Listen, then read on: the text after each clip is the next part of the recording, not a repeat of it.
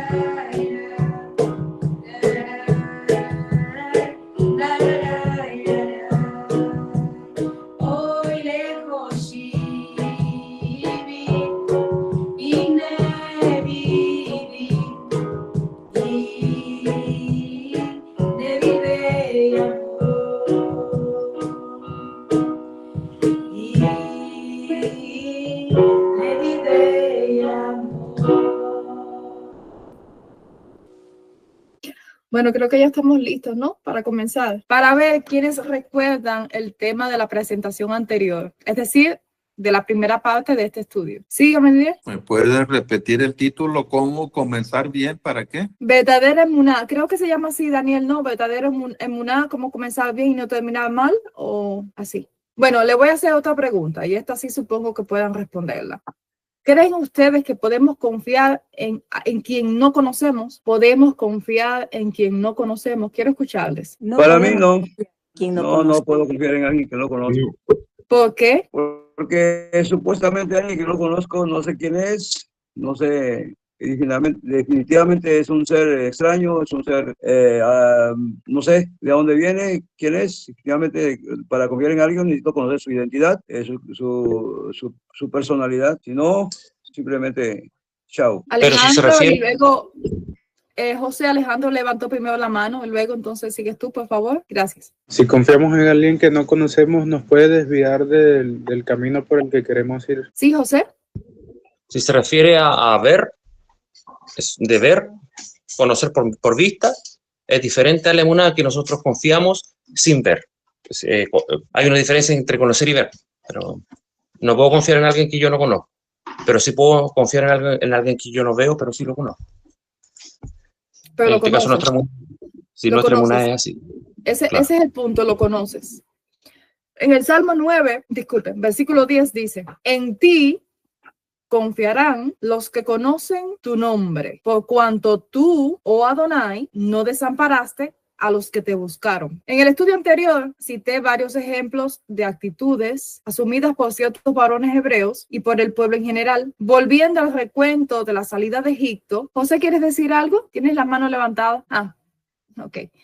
Bueno, volviendo al recuento de la salida de Egipto, recordemos que habían transcurrido un periodo de más de 400 años y ese enorme número de hebreos porque en aquel entonces todavía no estaba constituido como nación, era sencillamente una multitud de hebreos, porque así se le llamaba en Egipto, los hebreos, solo sabían del Elohim de sus padres, por el testimonio transmitido generación tras generación, pero ellos no conocían aún a Adonai como su Elohim. Toda la exhibición, y fíjense qué importante esto, toda la exhibición del gran poder delante de todos ellos era una oportunidad para que como Job pudieran decir, de oídas te había oído, a mis ojos te ven. Esa experiencia palpable de ver cómo Adonai llevaba a cabo su promesa de liberarlos del yugo de Egipto, era una promesa que había sido dada hacía más de 400 años atrás, es decir, liberarlos del yugo de Egipto, de su lugar de estrechez, era el puente para que ellos pudieran acercarse con confianza, ya no por lo que habían escuchado de las obras grandiosas a favor de sus antepasados, sino porque ahora ellos mismos serían los receptores directos de ese favor. Una clara demostración, además, de la fidelidad de quien es el Elohim de los hebreos. Por eso, por excelencia, Adonai es llamado Haneman, el Elohim fiel. De muchas maneras, él se ha dado a conocer a su pueblo a través de sus títulos, siendo estos un reflejo de sus atributos. Él es el Elohim que sana, Rafa, que redime, Goelí, el Todopoderoso, Gibor, el que provee, Jireh, la roca, Sur, nuestra bandera, Nisi, Elohim de los ejércitos, Sebaot, entre muchos otros, cumpliéndose lo que revela su apelativo, conocido como las 4 letras, Yod Hei Vav Hei, seré el que seré. Él fue, será y es lo que su pueblo necesita que sea. Anteriormente enfatizamos además el ejemplo de Abraham, a quien se le había dado grandiosas promesas, que él creyó. ¿Sí? ¿Daniel? Oh, no pasa nada. No, después. Bueno, vuelvo. Anteriormente enfatizamos, además, el ejemplo de Abraham, que resalta en todo este tema, a quien se le había dado grandiosas promesas que él creyó a pesar de no existir ninguna evidencia inmediata de ellas. Fíjense, Abraham creyó en esas promesas a pesar de no existir ninguna evidencia inmediata de ellas. Por eso está escrito que él creyó esperanza contra esperanza para llegar a ser padre de multitudes. Es interesante como en el capítulo 11 del libro de los Hebreos se enumera una larga lista de héroes de la fe, o mejor dicho, héroes de la emuná, entre los cuales también se menciona Noah, quien se dice que advertido por Elohim sobre cosas que aún no se veían, con reverente temor construyó el arca. Él no esperó que lloviera, él empezó a actuar antes, porque le creyó a Elohim. Todos estos le creyeron a Adonai porque le conocieron y le consideraron digno de confianza. Para uno confiar en alguien es necesario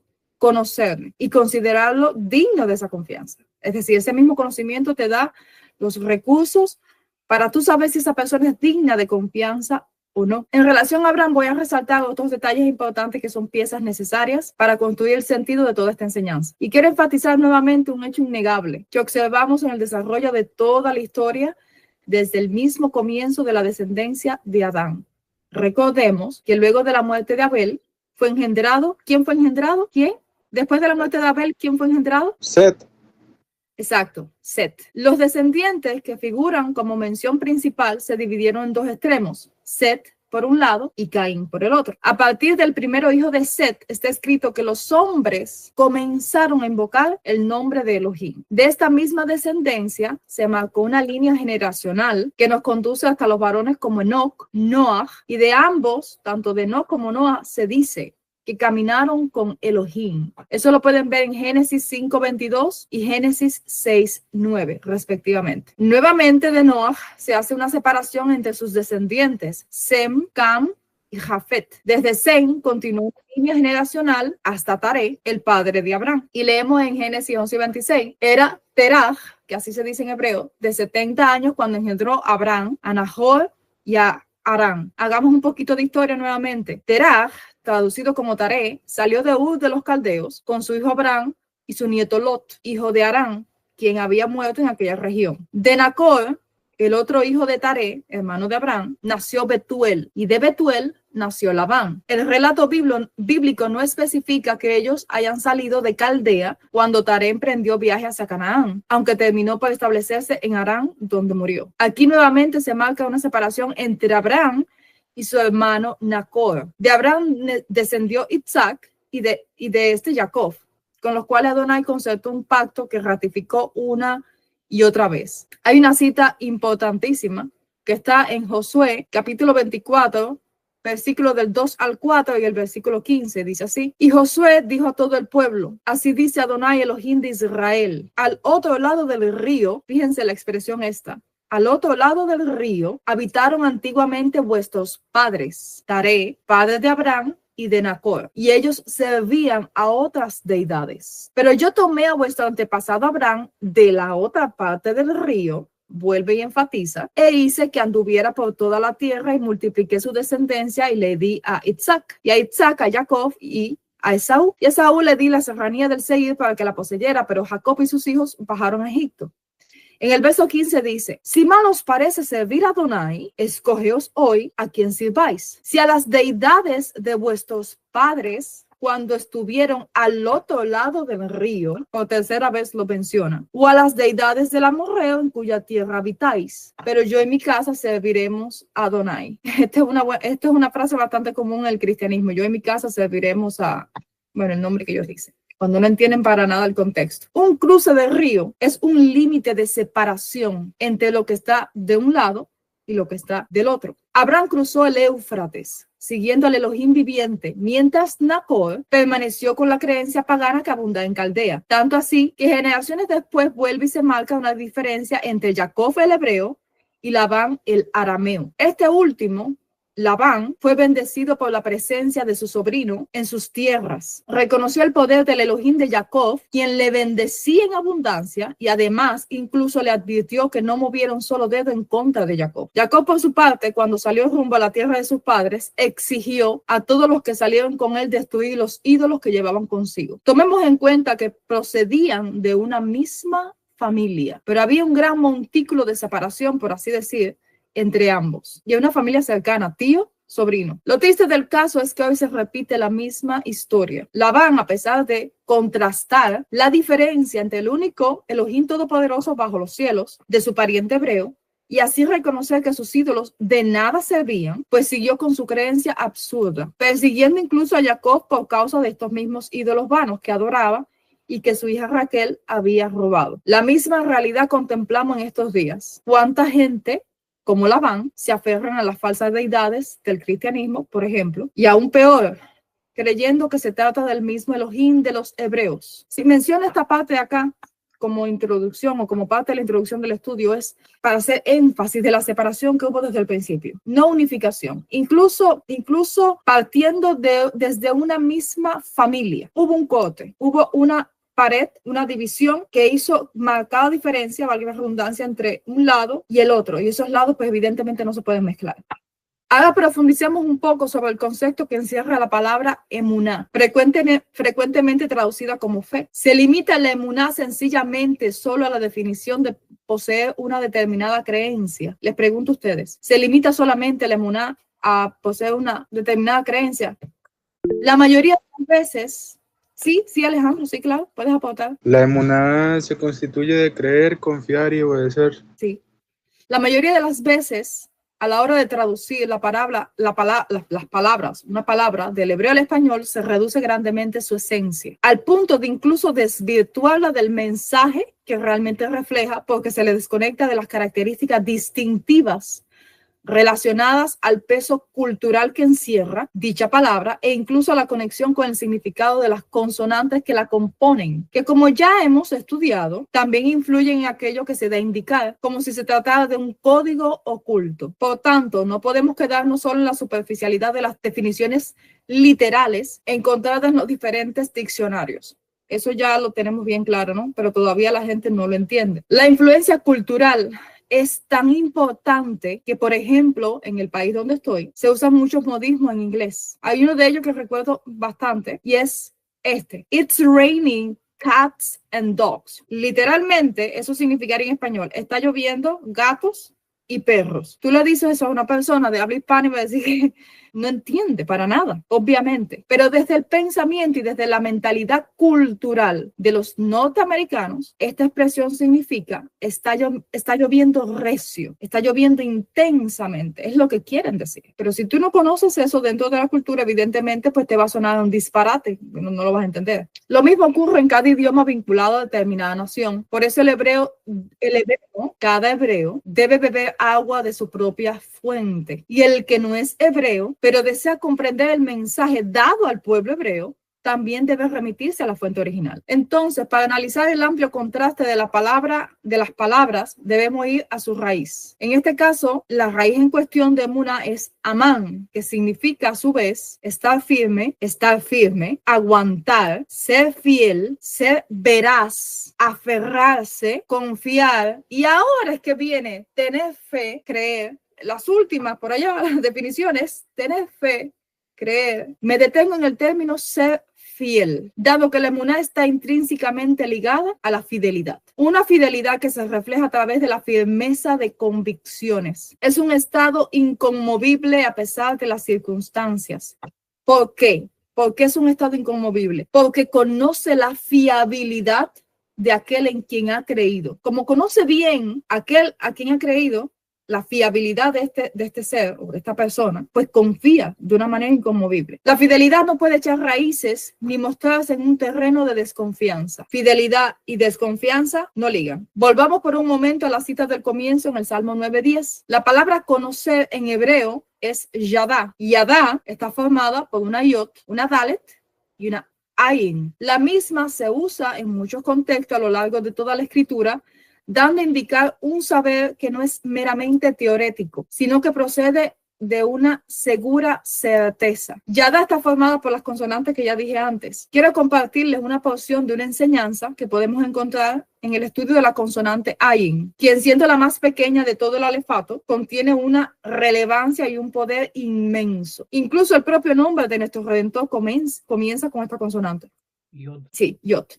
Podemos encontrar lo siguiente, es decir, lo que le voy a leer, que es una pequeña porción, en la página 5 del estudio Introducción en los misterios revelados en la 10ª letra hebrea y yot. Dice así: esta palabra, la de Yeshua, asegura que en todo aquel que ha nacido de nuevo mediante la renovación de su espíritu por medio de la Tevilá, en el sagrado nombre de Yeshua, nuevamente cruzar por agua, ha sido depositada una semilla, un poder, la yot. El caso es que esta semilla está rodeada de la fuerza del mal que hay en la naturaleza, como en la mente y en el espíritu de la persona. Y a menudo cuesta entrever la siembra de esta buena semilla dentro de una persona. Pero esta pequeñísima semilla, la yot, contiene toda la información restauradora del cual el ser humano necesita para armar su espíritu con valentía y luchar en contra del dominio que el mal tiene sobre la propia persona. Esta semilla es el poder motriz sobre el cual Shaul, que veía dentro de sí un poder que estaba en su mente y cual luchaba en contra del poder del mal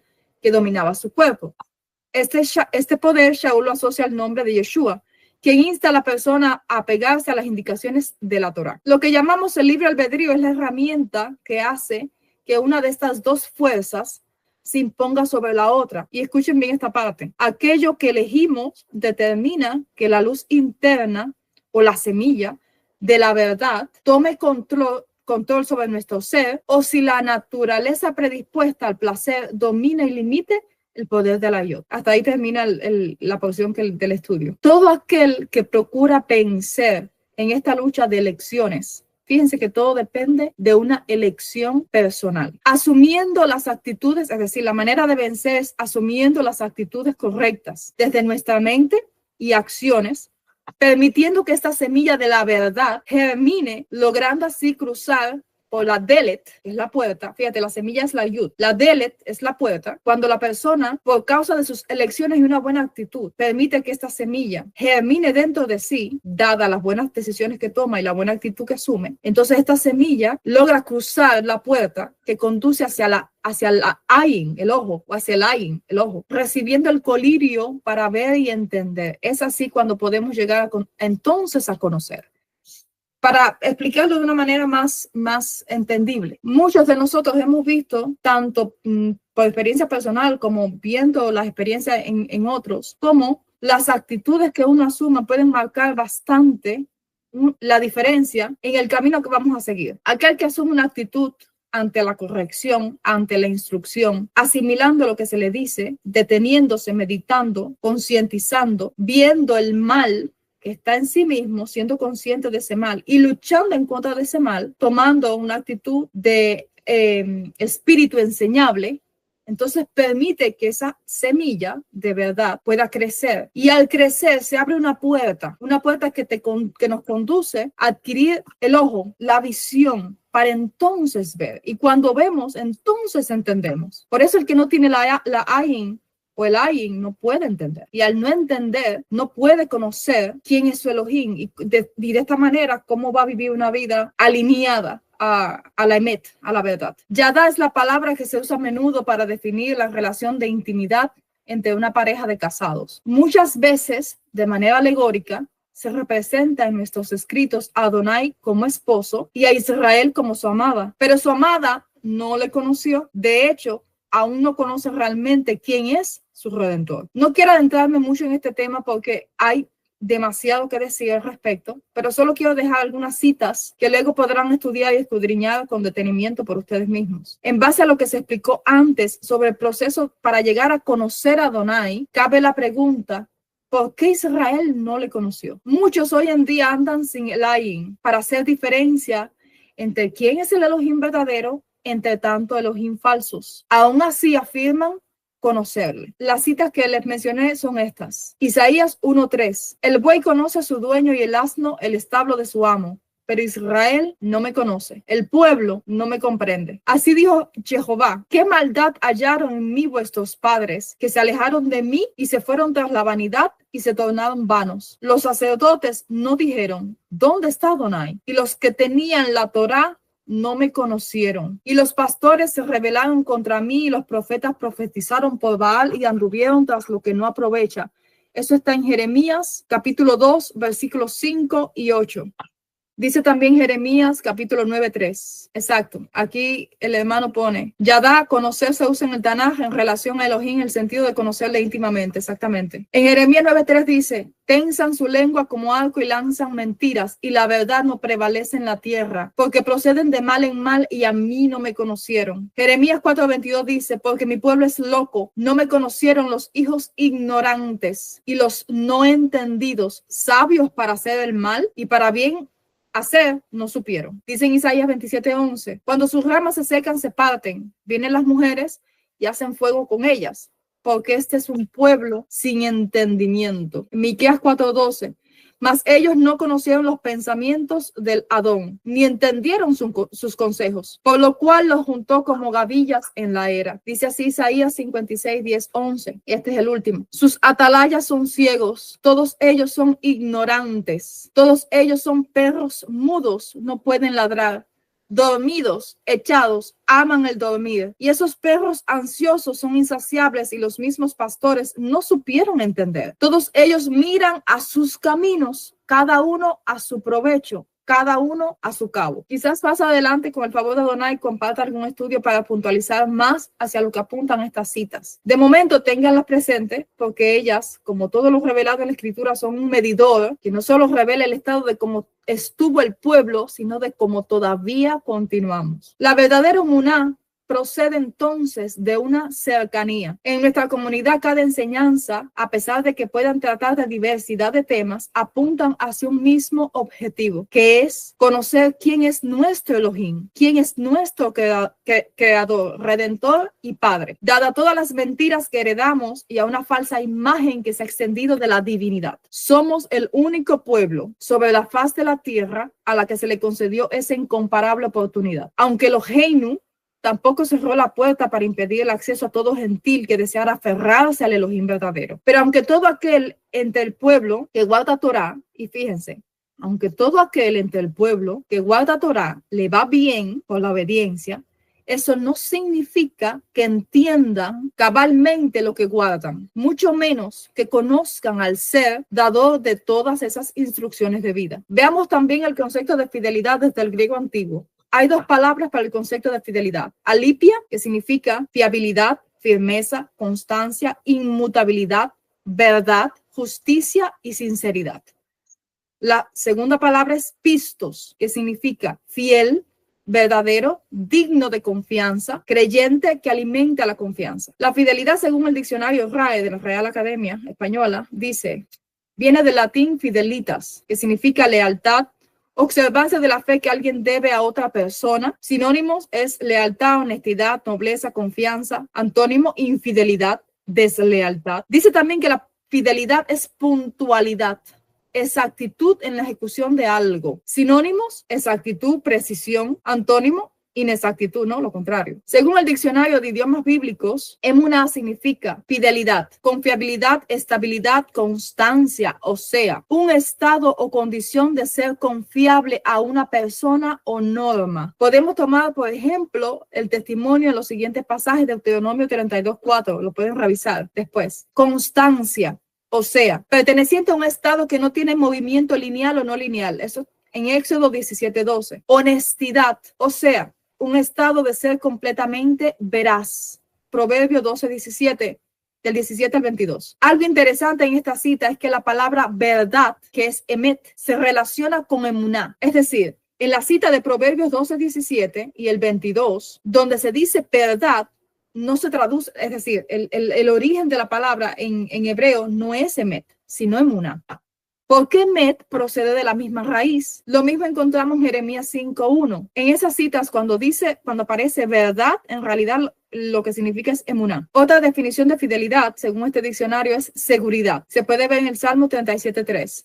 Y verdad, que es lo que explicaba antes. Se puede ver en el Salmo 96:13. En este punto estamos listos para ver algunos ejemplos de varones que en ciertos momentos mostraron cierta emuná, pero terminaron actuando en incredulidad y por tanto infidelidad ante Adonai. Y fíjense que fusiono estos términos, incredulidad e infidelidad. Además, ahorita lo dije, confianza y fidelidad. Esos términos están relacionados. Comencemos por el primer rey que tuvo Israel, un rey elegido a petición del pueblo. La historia del rey Saúl comienza con la evidencia de este mostrando una cualidad importante, la humildad. Dice así en 1 Samuel capítulo 9, versículo 21. Saúl respondió y dijo, ¿no soy yo hijo de Benjamín, de la más pequeña de las tribus de Israel, y mi familia no es la más pequeña de todas las familias de la tribu de Benjamín? ¿Por qué pues me has dicho cosa semejante? Esto hablándole al profeta, quien había dicho que iba a ser rey. Saúl comenzó bien, pero luego su corazón se desvió. Cometió muchos errores durante su reinado. Terminó construyendo un monumento en su honor. Comenzó diciendo, yo soy pequeño, ¿quién soy yo para ser rey de Israel? Luego terminó construyendo un monumento en su honor, ponderando su nombre incluso después de haber desobedecido 2 órdenes directas de parte de Adonai. La primera, relatada en 1 Samuel 13, y la segunda en el capítulo 15, al no destruir por entero a los amalecitas y a todos sus bienes. En 1 Samuel 15:9 dice, Saúl y sus hombres le perdonaron la vida a Agag y se quedaron con lo mejor de las ovejas, las cabras, el ganado, los becerros gordos y de los corderos. De hecho, con todo lo que les atrajo. Solo destruyeron lo que no tenía valor o lo que era de mala calidad. Y Adonai le había dicho, destrúyelo todo. En 1 Samuel 15:12 dice, temprano a la mañana siguiente Samuel fue a buscar a Saúl. Alguien le dijo, Saúl fue a la ciudad de Carmelo a levantar un monumento en su propio honor y después continuó a Gilgal. En ambas ocasiones, Saúl actuó procurando mantener el apoyo del pueblo, de sus hombres, de su ejército, y se olvidó de aquel que le había elevado a tan alto puesto y de quien procedían todas sus victorias. Prefirió no perder el apoyo y el agrado de su ejército para mantener su posición sin temer, obedecer y confiar sobre todo en Adonai. ¿Quién fue el que lo puso en esa posición? Adonai, no fue el pueblo.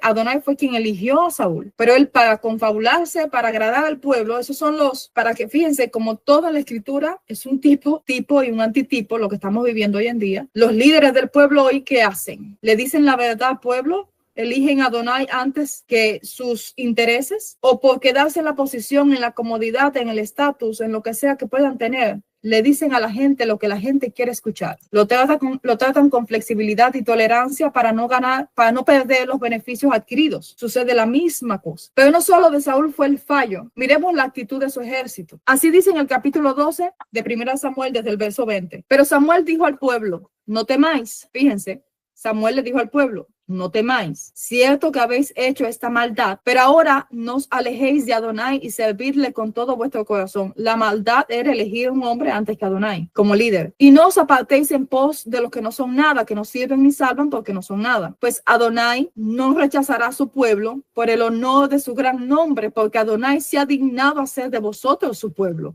Por mi parte, lejos de mí pecar contra Adonai, dejando de suplicar por vosotros y de enseñaros el camino bueno y recto. Ahora fíjense en este verso. Solo a Adonai temeréis y le serviréis fielmente con todo vuestro corazón, porque habéis visto esta cosa grandiosa que ha realizado en medio de vosotros. Pero si os portáis mal, pereceréis vosotros y vuestro rey. Justo después de esa exhortación, para que confiaran en Adonai y le sirvieran en obediencia y en emet, en verdad o en fidelidad, sucedió lo siguiente en el capítulo 13. Se eligió Saúl 3,000 hombres de Israel. Había 2,000 con Saúl en Micmas y en las montañas de Betel, y 1,000 con Jonatán en Geba de Benjamín, y el resto del pueblo lo devolvió a sus tiendas. Jonatán mató al gobernador de los filisteos que se hallaba en Gibea, y supieron los filisteos que los hebreos se habían rebelado. Saúl hizo sonar el cuerno por toda la tierra y todo Israel oyó la noticia. Saúl ha matado al gobernador de los filisteos. Israel se ha hecho odioso a los filisteos y se reunió el pueblo tras Saúl en Gilgal. Todo el mundo salió a pelear. Se concentraron los filisteos para combatir a Israel. 3,000 carros, 6,000 caballos y un ejército tan poderoso como la arena de la orilla del mar, y acamparon en Micmas al este del Bet-Aven. ¿Qué hizo el pueblo y qué hizo Saúl? Cuando los hombres de Israel se vieron en peligro porque se les apretaba de cerca, se escondió la gente en las cavernas, los agujeros, las hendiduras de las peñas, los subterráneos y las cisternas. Algunos hebreos pasaron también al Jordán, al país de Gad y Galaad. Saúl estaba todavía en Gilgal y todo el pueblo temblaba junto a él. No hacía mucho, el profeta le había dicho, no temáis, mira esta gran cosa que Adonai ha hecho por vosotros. Al otro día, ¿qué estaba haciendo el pueblo? Temiendo. Juzguen ustedes mismos si esta es una muestra de confianza, ¿no? Antes de continuar, quiero resaltar un detalle importante, y es que hay que destacar que la fidelidad va acompañada con humildad, reconociendo la soberanía y justeza de nuestro Elohim en todo aquello que hace o en lo que no hace. La emuná no depende de si él responde favorablemente o no. La verdadera confianza y por ende fidelidad se prueba en toda circunstancia, especialmente en aquellos momentos donde parece que estamos, como se dijera comúnmente, entre una espada y una pared. Afirmo esto porque todo está conectado. La fidelidad está unida a una actitud sumisa a la voluntad de Adonai. Es una muestra de confianza, como los amigos de Daniel en Babilonia, como David, que se encomendó vez tras vez a la misericordia de Adonai cuando fue perseguido de muerte muchas veces, antes y después de ser rey, como todos aquellos que llegaron a afirmar, he aquí, hágase tu voluntad, sabiendo que su voluntad siempre es justa. Por el contrario, no puede ser fiel quien se opone a sus designios y muestra altivez queriendo resultado conforme a sus propios deseos. Recordemos las exigencias del pueblo luego de la salida de Egipto, exigencias llenas de quejas y murmuraciones, danos de beber y de comer. En el Salmo 78, del versículo 18 al 21, testifica que nuestros padres tentaron a Adonai en su corazón pidiendo comida a su gusto y hablaron contra él diciendo, ¿podrá poner mesa en el desierto? Es decir, abrió un mar, días antes, abrió el mar, y ahora estaban diciendo, ¿y podrá poner mesa en el desierto? Por tanto, se indignó Adonai contra ellos, por cuanto no habían creído en él, ni habían confiado en su salvación. Pueden leer del verso del 21 y 22. No mostraron un espíritu sumiso, cuanto menos fiel, porque desconfiaban del cuidado de su Elohim, aún luego de haberlos librado de sus enemigos. Fíjense, eso fue 3 días. Esto de darnos agua y danos, pon mesa en el desierto, eso fueron 3 días, pocos días después de todo lo que había sucedido. Así fue durante toda la estancia en el desierto. No es necesario andar en explicaciones cuando la historia de estos eventos se relata de manera tan clara. Como siempre digo, no se trata de rebuscar en el pasado para ver los errores y las faltas. Se trata de concientizar en el presente para no repetirlas. O en todo caso, si vemos alguna inclinación similar, resistirla hasta erradicarla, porque quien se deja dominar por este mismo espíritu desleal terminará con el mismo final. Ahora ya estamos listos para detenernos a analizar una historia del pasado, haciendo énfasis en parte de la esencia o el propósito de esta enseñanza. Se puede comenzar bien y terminar mal. Por eso debemos prestar cuidadosa atención hacia dónde dirigimos nuestros pasos, teniendo la disponibilidad de autoanalizarnos continuamente o entrar en razón cuando por alguna razón se nos corrige. Las correcciones valoradas a tiempo pueden librarnos de incontables tropiezos y más aún de no alcanzar la meta. Ahora vayamos al libro, a Segunda de Crónicas, capítulo 14. Segunda de Crónicas, capítulo 14. Voy a leer varios capítulos, pero como es una lectura rápida, solo voy a hacer énfasis en algunos versos. No nos va a tomar tanto tiempo. Dice así: durmió Abías con sus padres y lo sepultaron en la suite, y reinó en su lugar su hijo Asa.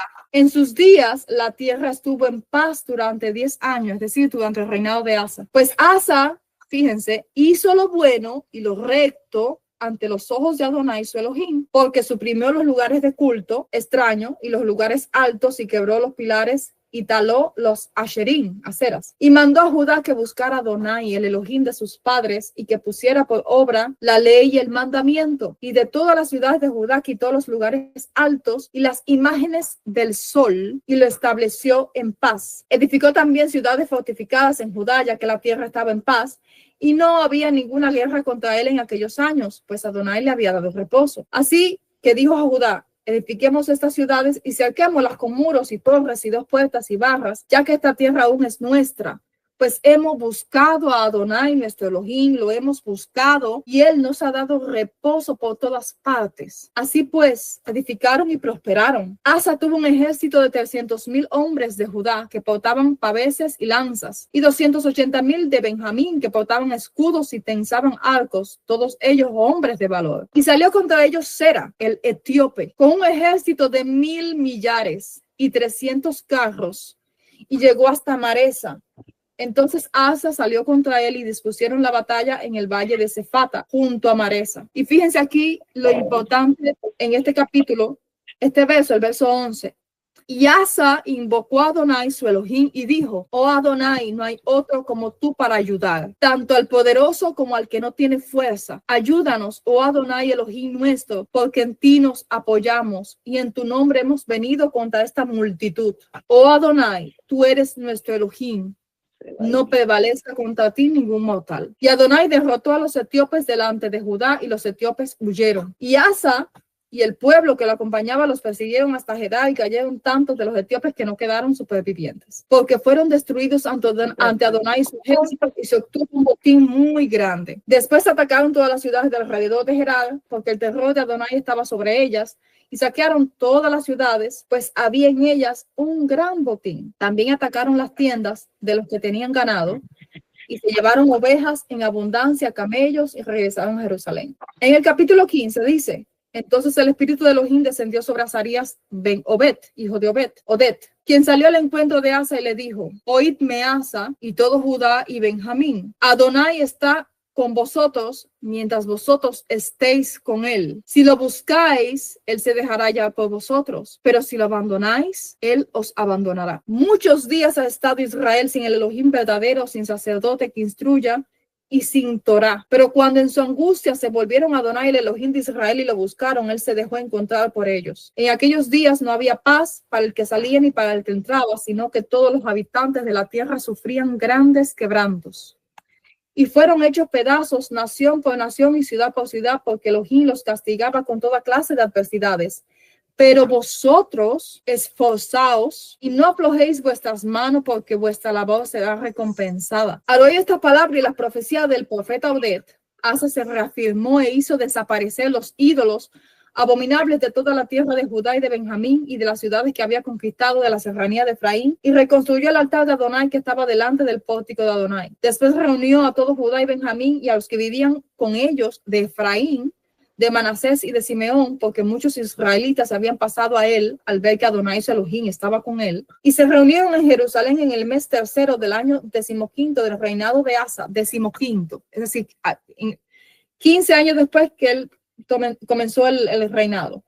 Y entraron en pacto para buscar a Adonai Elohim de sus padres con todo su corazón y con toda su alma, y para que todo el que no buscara a Adonai Elohim de Israel fuera ejecutado, ya fuera humilde o encumbrado, hombre o mujer. Y prestaron juramento a Adonai con gran voz, con gritos de júbilo, con trompetas y con el shofar. Y todo Judá se regocijó a causa del juramento que habían jurado con todo su corazón, que lo buscarían con toda su voluntad. Y así él dejó que lo hallaran, y Adonai les dio paz en derredor. Y el rey Asa depuso a su propia madre Maaca de su dignidad real porque había hecho una imagen abominable para Acera. Y Asa taló el ídolo abominable, lo desmenuzó y lo quemó junto al torrente de Cedrón. Sin embargo, los lugares altos no fueron quitados de Israel, aunque el corazón de Asa se mantuvo íntegro todos sus días. Más adelante vamos a ver si eso fue realmente así. Y llevó a la casa de Elohim los objetos de plata, de oro y demás utensilios consagrados por su padre y que él mismo había santificado. Y no hubo más guerra hasta el año 35 del reinado de Asa. Es decir, esto fue en el año 15 de su reinado. 20 años después, en el año 35 de su reinado, o en todo caso en el 36, como dice el capítulo 16, el rey de Israel subió contra Judá. Habían pasado 21 años desde ese pacto y fortificó a Ramá para que nadie pudiera entrar o salir en ayuda de Asa, rey de Judá. Ahora, ¿qué hizo el rey? Recordemos que en el año 10 de su reinado, ante el ataque de los etíopes, él clamó a Adonai, se apoyó en su Elohim. Ahora miren qué hizo. Entonces Asa hizo sacar la plata y el oro de los tesoros de la casa de Adonai y de la casa real y los envió a Ben-Hadad, rey de Siria, que habitaba en Damasco, diciendo: hay alianza entre tú y yo, como hubo entre mi padre y tu padre. He aquí que te envío plata y oro, pero plata y oro ¿de dónde? Del templo y de la casa real. Ve y rompe tu alianza con Baasa, rey de Israel, para que se aparte de mí. Y Ben-Hadad atendió al rey Asa, un pagano, atendió al rey Asa y envió a los capitanes de sus ejércitos contra las ciudades de Israel y atacaron a Ijón, a Dan, a Belmaín y a todas las ciudades de almacenaje de Neftalí. Y aconteció que cuando Baasa se enteró, es decir, el rey de Israel, se dejó de fortificar a Ramá y puso fin a su obra. Entonces el rey Asa trajo todo Judá y se llevaron las piedras y la madera de Ramá con que Baasa la fortificaba y con ella reedificó Jeba y Mizpa. En aquel tiempo, el vidente Hanani fue a Asa, rey de Judá, y le dijo: por cuanto te has apoyado en el rey de Siria y no te has apoyado en Adonai tu Elohim, por eso el ejército del rey de Siria escapó de tu mano. ¿Acaso los etíopes y los libios no eran un ejército numerosísimo, con carros y muchas gentes de a caballo? Con todo, porque te apoyaste en Adonai, él los entregó en tu mano. Porque los ojos de Adonai contemplan toda la tierra para ayudar a aquellos cuyo corazón es íntegro para con él. Locamente has actuado en esto, porque de aquí en adelante habrá guerra contra ti. Después de haber pasado tantos años en paz, ahora todo se volvía una tormenta. ¿Por qué? Porque en vez de confiar en Adonai como lo hizo desde el principio, confió en un pagano, se apoyó en brazo de hombre. Pero Asa se irritó contra el vidente, en vez de detenerse y decir, es verdad, pequé, se irritó contra el vidente y lo metió en la casa del cepo, pues se había encolerizado en gran manera contra él por esto. Por ese tiempo Asa oprimió a algunos del pueblo, hasta eso hizo. Y los hechos de Asa, primeros y últimos, aquí están escritos en el rollo de los reyes de Judá y de Israel. En el año 39 de su reinado, es decir, 3 años después de eso, Asa cayó enfermo de los pies. Su enfermedad era grave, pero aún en su enfermedad no buscó a Adonai, sino a los médicos. Y durmió Asa con sus padres y murió en el año 41 de su reinado, es decir, 4 años. Y lo sepultaron en su sepulcro que se había hecho excavar en la ciudad de David, en el cual llenaron toda clase de especias aromáticas y diversas clases de ungüento preparado. En fin, le dieron, hicieron todo lo que se hace cuando murió un rey. Asa disfrutó junto al pueblo 35 años de paz por causa del firme compromiso que había mostrado en buscar a Adonai, siéndole fiel. En el verso 17 se dice que Asa se mantuvo íntegro todos los días de su vida, pero él no se mantuvo íntegro todos los días de su vida. En ese año 36, ya dijimos, en vez de confiar en Adonai como lo había hecho hasta ese momento, confió en el hombre. 4 años después de eso, además de que hubieron guerras, murió. 4 años después de eso. Ahora podemos preguntarnos, ¿qué pasó? ¿Cómo alguien que dispuso su corazón en fidelidad terminó de ese modo? ¿Cuántas cosas había hecho Asa hasta ahí? Todas muy buenas, todas en muestras de fidelidad. ¿Qué pasó? Nuestro pueblo padece de un gran mal. ¿Alguien sabe quién es ese gran mal? ¿Tienen alguna idea? Padece de unos cuantos males, pero hay uno en especial. Sí, José. Y luego Alejandro. Falta de emuná. Sí, pero eso tiene otra raíz. La duda. El orgullo. ¿Cómo? El orgullo.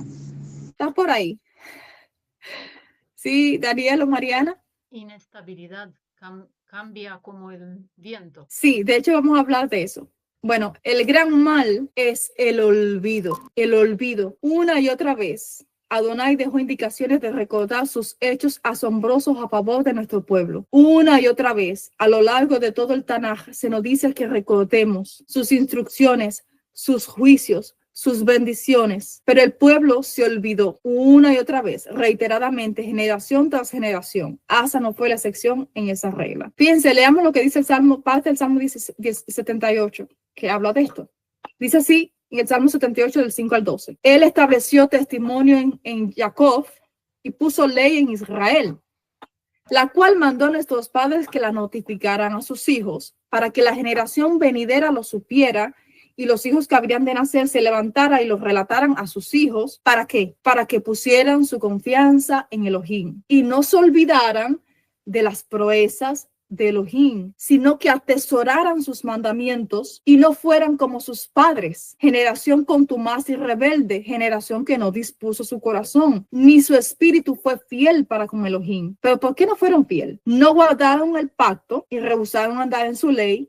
Se olvidaron de sus proezas y de sus maravillas que les había mostrado. Delante de sus padres realizó portentos en la tierra de Egipto, en el campo de Zoán, cuando vino sobre ellos el furor divino, que hizo morir a los más fornidos entre ellos e hizo arrodillar a los escogidos de Israel. Con todo, siguieron pecando y no dieron crédito a sus maravillas. No dieron crédito a sus maravillas. Había un estado de incredulidad en el pueblo y de olvido, de que no tomaban en cuenta lo que es decir, veía maravilla y a los 3 días se lo olvidaba. Es como si no hubiera pasado nada. Por tanto, consumió sus días en vanidad y sus años en disgustos. Cuando los hacía morir, entonces lo buscaban. Se arrepentían y a Elohim suplicaban. Se acordaban que Elohim era su roca y el Elión que los está redimiendo o los estaba redimiendo. Lo lisonjeaban con su boca, pero con su lengua le mentían, pues sus corazones no eran rectos para con él, ni eran fieles a su pacto. Pero él misericordioso hacía expiación por la maldad y no los destruía. Muchas veces contuvo su ira y no despertó todo su enojo. Se acordó de que eran carne, soplo que va y no vuelve. ¿Cuántas veces lo provocaron en el desierto y lo contristaron en la soledad? Luego volvieron a tentar a Elohim, irritaron al Santo de Israel, no se acordaron de su mano, del día que los redimió del adversario, cuando obró en Egipto sus señales y sus portentos en la tierra de Zoán. Una y otra vez, no se acordaron, se olvidaron, tomaron en poco lo que él había hecho a favor de ellos. Hizo salir a su pueblo como ovejas, y cual rebaño los guió por el desierto. Los condujo con seguridad y no tuvieron temor. En cuanto el mal cubría a sus enemigos, los llevó hasta las fronteras de su tierra santa y a este monte que adquirió su diestra. Echó las naciones de delante de ellos, con cuerdas repartió su tierra en heredad e hizo habitar en sus tiendas a las tribus de Israel. Pero ellos tentaron y provocaron a Elión y no guardaron sus testimonios. Se volvieron atrás tal como sus padres, fueron desleales. Se desviaron como arco torcido, lo irritaron en sus lugares altos y lo provocaron a celo con sus imágenes de talla. Lo oyó Elohim y se indignó y aborreció a Israel en gran manera, por lo que abandonó el tabernáculo de Shiloh, la tienda en que habitaba entre los hombres, y entregó al cautiverio su poderío y su gloria en manos del enemigo. Entregó también su pueblo a la espada y se irritó contra su heredad. ¿Por qué? Por el olvido. Una y otra vez. Olvido e incredulidad, pero es que las cosas van juntas. Si tú olvidas las maravillas, si uno olvida las maravillas que Adonai ha obrado por uno, evidentemente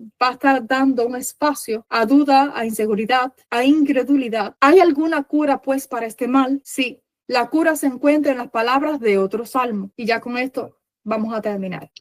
Dice así el Salmo 103 del 1 al 5. Bendice a Adonai, alma mía, del fondo de mi ser, su santo nombre. Bendice a Adonai, alma mía. No olvides sus muchos beneficios. Él que todas tus culpas perdona, que cura todas tus dolencias, que rescata tu vida de la fosa, que te corona de amor y de ternura, satura de bienes tu existencia, mientras tu juventud se renueva como el águila. No olvides ninguno de sus beneficios. Recientemente meditaba en todo esto y pensaba, ¿qué puedo hacer para no olvidar? ¿Qué puedo hacer para no olvidar? Creo que como una ayuda del cielo, surgió una idea en mi mente que les compartiré. No sé si hoy o mañana, pero tomemos una libreta y, alejados de todos, en algún lugar tranquilo, traigamos a memoria cada hecho maravilloso que desde el pasado Él ha hecho a favor de cada uno de nosotros. Recordemos de dónde nos sacó.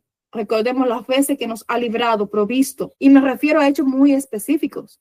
Sé que no podríamos anotar todo, pues escribiríamos una enciclopedia. Tantas han sido sus bondades que no podríamos enumerarlas, pero bien que podemos resaltar ciertos hechos que están ahí en nuestra memoria y elevarlos como memorial para leerlos de ser preciso todos los días. Imagínense si, como dice este Salmo 103, nos pasáramos el día bendiciendo a Adonai por todos sus beneficios. Imagínense si en vez de mirar las dificultades recordáramos todos los días lo fiel y misericordioso que Él ha sido, trayéndonos hasta aquí. Bien que merece el título de Adonai Ebenezer. Si hiciéramos eso todos los días, traer a la memoria los días antiguos y sus hechos de bondad, tomaría aliento en nuestra alma y nos acercaríamos más en confianza, en firmeza, en fidelidad, sabiendo que, como dijera Shaul, quien comenzó esta buena obra en nosotros, la terminará. Eso teniendo también presente las palabras de los profetas. Adonai estará con vosotros mientras vosotros estéis con Él. Si le buscáis, se dejará hallar de vosotros, pero si le abandonáis, Él también os abandonará. Recordemos, por largos siglos el esposo fue tras su amada. No la abandonó del todo aún en su infidelidad. Pero ahora es la mujer la que debe rodear al varón. Este es un buen estudio que deberíamos volver a escuchar. Y con eso termino esta pequeña enseñanza.